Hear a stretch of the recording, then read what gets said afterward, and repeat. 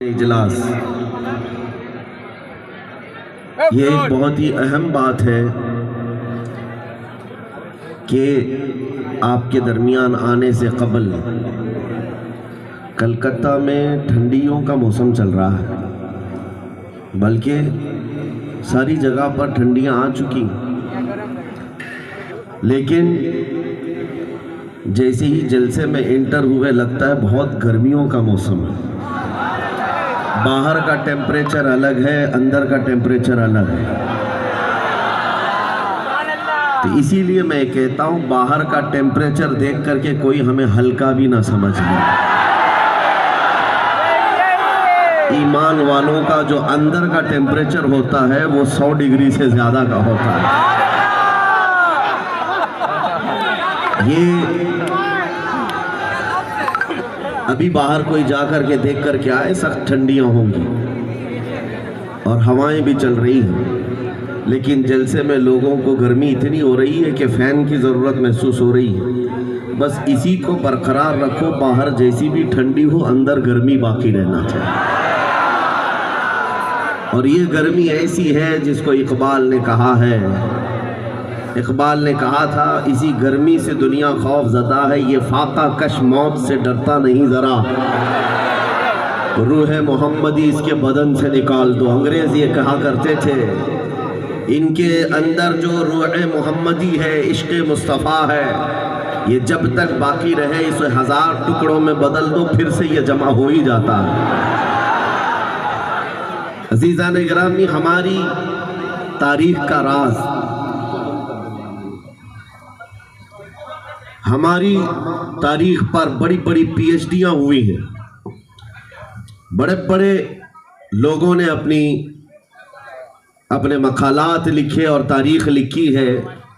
ایک یہودی بہت بڑا عالم جس نے ڈبل پی ایچ ڈی کیا ہے، اس سے ایک مسلمان کی ملاقات ہوئی، اس نے پوچھا کس مسئلے پر آپ پی ایچ ڈی کر رہے ہیں؟ کہا کہ میں نے پی ایچ ڈی اس بات پر کی ہے کہ مسلمانوں میں فرقے بہت ہوتے ہیں اور کئی مرتبہ ان کو توڑا جاتا ہے، پھر یہ جمع کیسے ہوتے ہیں؟ 1400 سال میں کئی چنگیز آئے، کئی ہلاکو آئے، اور ہماری قوم کا پورا اس قدر نقصان کیا کہ ہمارے سروں سے مینار بنا دیے، بغداد کو ہمارے خون سے لال کر دیا، لیکن پھر بھی آج یہ اپنے آب و تاب کے ساتھ چمکتے ہیں۔ راز کیا ہے؟ تو اس بات پر پی ایچ ڈی چل رہی تھی۔ تو اس مسلمان نے پوچھا پھر آپ کس ریزلٹ پر پہنچے، نتیجہ کیا نکلا آپ کا؟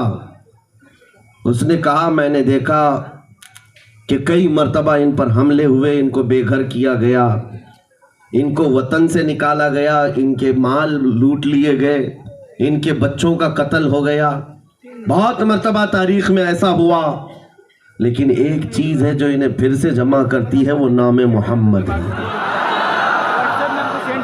محمد عربی صلی اللہ تعالیٰ علیہ وسلم کا نام، جس کو یہ اس قدر حساس انداز میں لیتے ہیں کہ ان کے ہزاروں اختلافات کیوں نہ ہوں، پھر یہ اس گنبد کی چھاؤں میں جمع ہو ہی جاتے ہیں۔ اور یہی بات ابھی امریکہ کے ایک بہت بڑے سپورٹ مین جو تھا، کھلاڑی تھا، اور وہ ایتھیسٹ تھا، یعنی جس کا کوئی دھرم ہی نہیں، لیکن اسلام میں آنے کے بعد اس نے جو اسٹیٹمنٹ دیا، یہ میں اپنی طرف سے نہیں کہہ رہا ہوں، موجود ہے انٹرنیٹ پر۔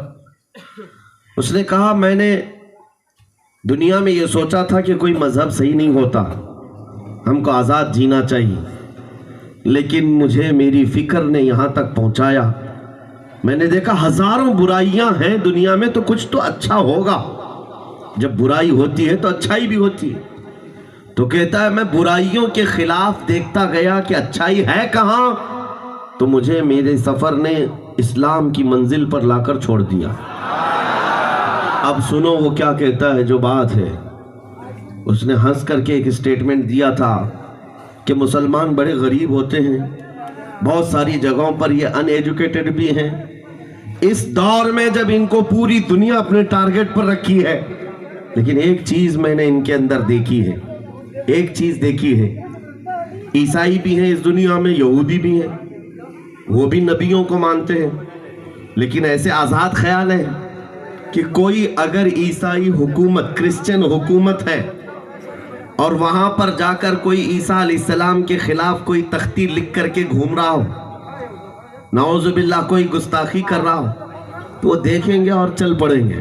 کہا کہ یہ فریڈم ہے، فریڈم آف ایکسپریشن ہے، فریڈم آف سپیچ ہے۔ یہودی بھی اس چیز کو دیکھ کر نظر انداز کر دیں گے، کسی نبی کی گستاخی کوئی کر کے گھوم رہا ہو، ان کی ہی حکومت کیوں نہ ہو۔ لیکن وہی سپورٹ مین جو ہے وہ کہتا ہے کہ یہ ان سب کے ساتھ ایسا ہے، لیکن جہاں مسلمانوں کی حکومت بھی نہ ہو، تھوڑے سے رہتے ہو، کسی اور کی حکومت ہو، اور وہاں کوئی بندہ ان کے نبی کی شان میں گستاخی کرے اور زندہ بچ کے دکھائے۔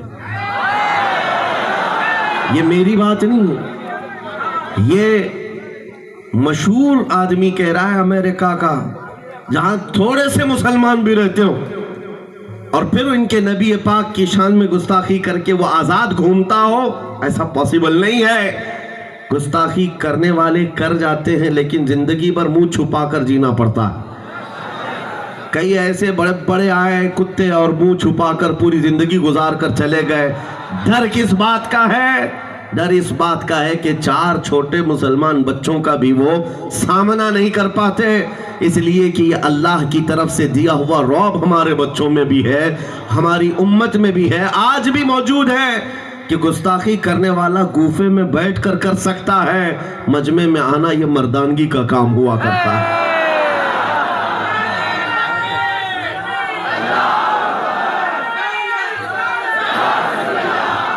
اللہ کریم یہ جذبہ ہمیشہ سلامت رکھے۔ جو سینسیٹیو اور جو حساس پن قوم مسلم کے اندر ہے نبی پاک صلی اللہ علیہ وسلم کو لے کر، اس وقت تک میں نا امید نہیں ہوں، مایوس نہیں ہوں۔ ہم بکھر گئے ہیں، منتشر ہو گئے ہیں، ہمیں پتا ہے ہمارے پاس اسباب کی کمی ہے، جگہ جگہ ہمیں پکڑ کر مارا بھی جاتا ہے، سب کچھ ہے، لیکن جب تک دولت عشق مصطفیٰ ساتھ ہے، پوری دنیا مل کر تمہارا پتہ نہیں اکھاڑ سکے گی۔ حضور کی محبت ہے، جتنی مرتبہ بھی مارا جائے گا اللہ کریم اس چراغ کو پھر روشن فرمائے گا، پھر روشن فرمائے گا۔ ارے آج میری باتوں پر اگر یقین نہ ہو، اگر آپ کو ایسا لگتا ہے کہ یہ ہوا میں تیر چلانے والے جملے ہیں اور کتابوں کی باتیں آپ کو سمجھ میں نہ آئے، پرانی باتیں ہوں گی، تو آج کے اس دور میں کرنٹ افیئرز کو دیکھو، فلسطین کے ان نہتے بچوں کو دیکھو، اور ان کے مقابل میں کھڑے ہوئے سپر پاور طاقتوں کو دیکھو، جن کے پاس پیٹرول، میزائل، ہر طرح کے اسلحے ہیں، اور ان کے مقابل میں کھڑے ہونے والے ہاتھوں میں کنکریاں لے کر کھڑے، چھوٹے چھوٹے ہاتھوں میں کنکریاں۔ ان کا جذبہ کیا ہے، ان کے استقامت اور ان کا ایمان کیا ہے، اور ہزاروں بچوں کو مار کر کے بھی ابھی بھی ان کا خوف جاتا نہیں۔ ایک چھوٹی سی قوم جس کو تم نے برسوں سے پابندیاں لگا رکھی ہیں، ان کے پاس کھانا پانی دوائیاں تک نہیں جاتی، پلس ان کے اوپر اٹیک پر اٹیک کیے جاتے ہیں، پھر بھی میں پوچھتا ہوں تم تو پوری دنیا کی داداگیری کرتے ہو، تمہارے پاس ساری طاقتیں ہیں، مگر اس چھوٹے خطے سے ڈر کر تمہیں نیند کیوں نہیں آتی؟ ڈر کس بات کا ہے؟ یہی تو اقبال نے 100 سال پہلے کہا تھا، کچھ بات تو ہے کہ مٹتی نہیں ہستی ہماری، کچھ بات تو ہے کہ مٹتی نہیں ہستی ہماری، صدیوں رہا ہے دشمن دور زماں ہمارا، یونان و مصر و روما سب مٹ گئے جہاں سے، باقی مگر ہے اب تک نام و نشاں ہمارا، توحید کی امانت سینوں میں ہے ہمارے، آسان نہیں مٹانا نام و نشاں ہمارا، آسان نہیں مٹانا نام و نشاں ہمارا، باطل سے ڈرنے والے اے آسماں نہیں ہے ہم، 100 بار کر چکا ہے تو امتحان ہمارا۔ آج کے بچوں کے لیے میں یہ خطاب کرتا ہوں، کیونکہ آپ تاریخ پڑھتے نہیں ہیں، آپ کے ہاتھ میں انٹرنیٹ دیا گیا، تھما دیا گیا ہے، آپ کو ایسا لگتا ہے کہ یہ سارا انٹرنیٹ پب جی کھیلنے کے لیے، گیم کھیلنے کے لیے، یوٹیوب، فیس بک، انسٹا چلانے کے لیے، ذرا تاریخ پڑھ لینا تو پھر تم بھی جوان نظر آنے لگ جاؤ گے۔ تمہیں بھی یہ معلوم ہونا چاہیے کہ کہ ہمارے اسلاف کون تھے جن کا نام لینے سے بھی آج کتراتے ہیں دنیا، اور انہیں اس بات کا ڈر ہے کہ ان کے ہاتھوں میں وہ تاریخ آنے نہ دی جائے کہ تمہیں موبائل میں 24 گھنٹے مصروف کر کے رکھا جائے، تاکہ خوف اس بات کا ہے کہیں یہ تاریخ پڑھ لیا کسی محلے سے پھر صلاح الدین نہ پیدا ہو جائے، کہیں سے کوئی شہاب الدین نہ اٹھ جائے، کہیں سے کوئی ٹیپو سلطان نہ آ جائے، کہیں سے جو ان کے درد کا سبب ہے اورنگزیب نہ آ جائے۔ یہ ڈر اس بات کا ستاتا ہے کہ تاریخ نہ پڑھے، تم کو نشہ میں ملوث کر کے رکھا جائے، تم انٹرنیٹ کی تباہیوں میں اپنے آپ کو برباد کر کے رکھے رہو۔ عزیزان گرامی، میں آپ سے مخاطب ہو کر کے ایک بات کہنا چاہتا ہوں، نکل آؤ اس بستی سے، دنیا ابھی بھی تمہارے انتظار میں ہے۔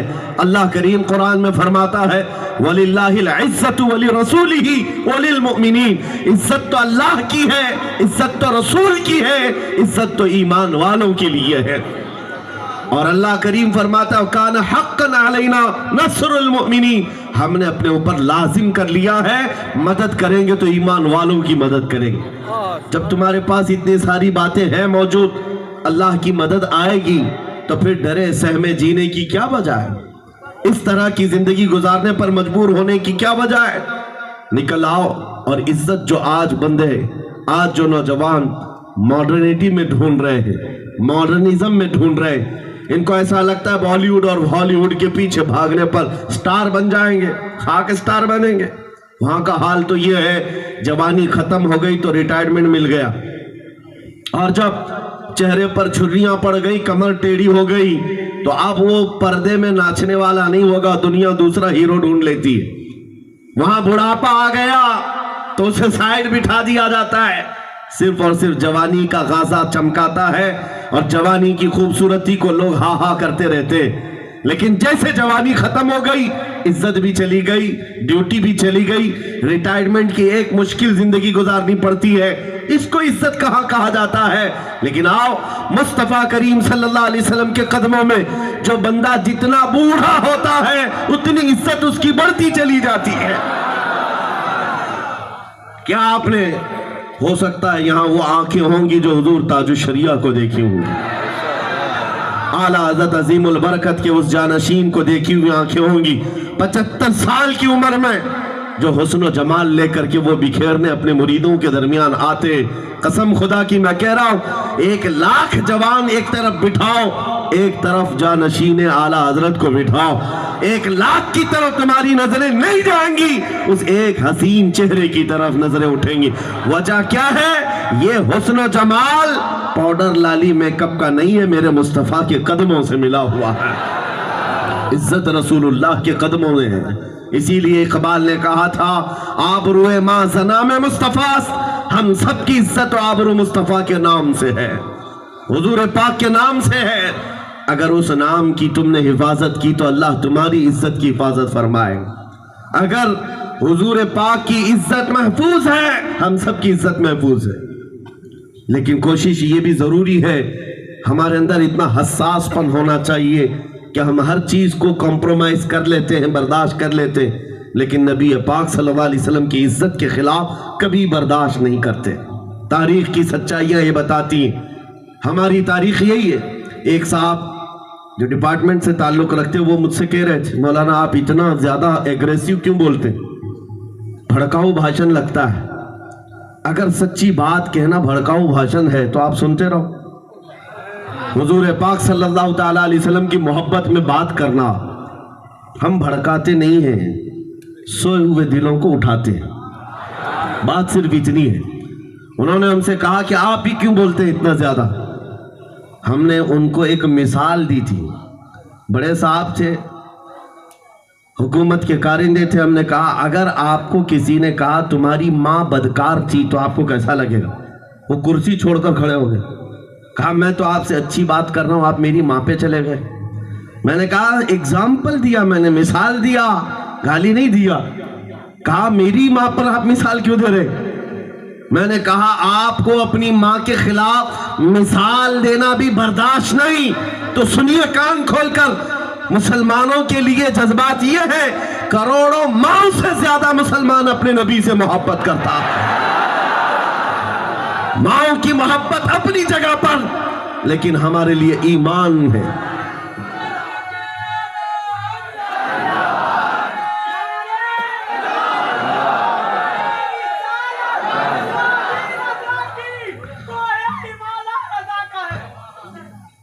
عزیزان گرامی، نبی کریم صلی اللہ تعالیٰ علیہ وسلم کے مقام و مرتبہ کا حال یہ کہ وہ جان ایمان ہے۔ ہم سب کے لیے کیا ہے؟ جان ایمان ہے۔ اور اعلیٰ حضرت نے سچ کہا تھا، وہ جو نہ تھے تو اور وہ جو نہ ہو تو، جان ہے وہ جہان کی، اور جان ہے تو اگر جان ہی نہ باقی رہ جائے تو پھر اس جہان کو لے کے مطلب کیا؟ اس کائنات کا کرنا کیا ہے؟ پوری کائنات کی جان میرے مصطفیٰ کریم کی ذات ہے۔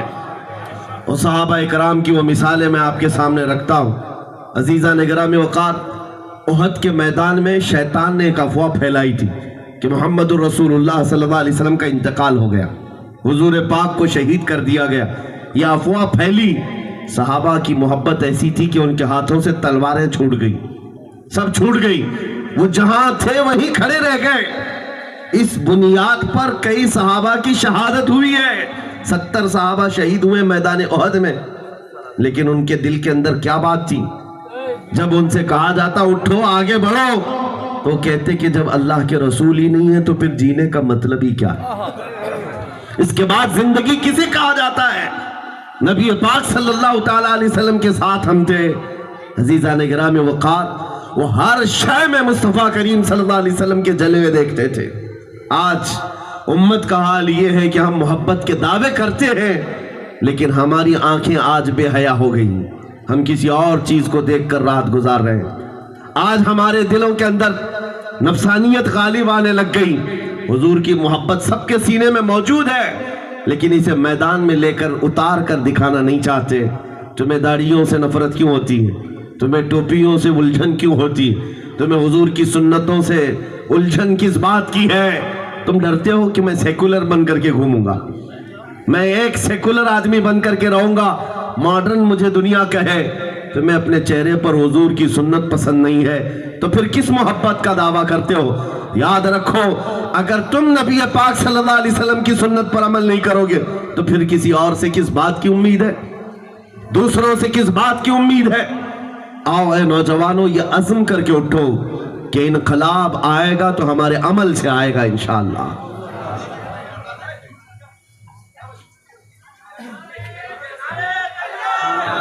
کیا ہوا؟